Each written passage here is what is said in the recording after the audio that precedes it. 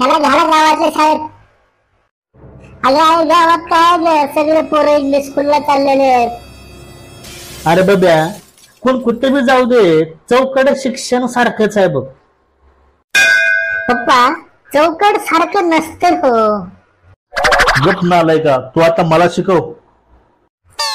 चौकट सगळं सारखं असलं असतंच तर मग आई असताना तुम्ही त्या बाजूच्या बाईकडे कशाला बघता हो? काय म्हणाले पोरगा?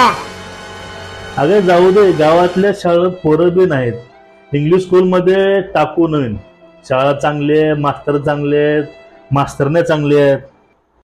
ते आता कसं बोलू बरोबर तुम्ही? हा मॅडम, मी तर पोराला शाळेत घालायचंय. आपली फीस किती आहे शाळेची? हा वर्षाला बघा 30,000 रुपये लागतील. मॅडम ते सगळं जाऊ द्या, पण वर्गामध्ये पोरी आहेत का तेवढं सांगा.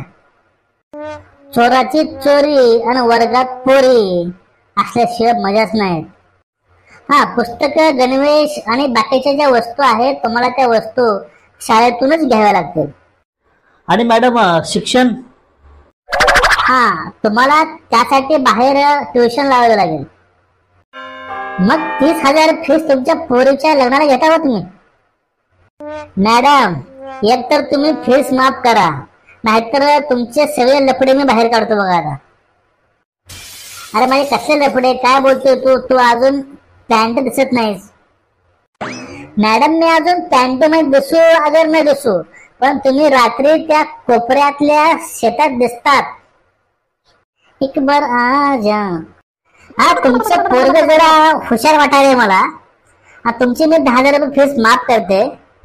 20,000 रुपये भरा, आता शाळेत पाठवून द्या. मॅडम उद्या तो शाळेत आल्यावर भेटू. खत्म. Bye bye.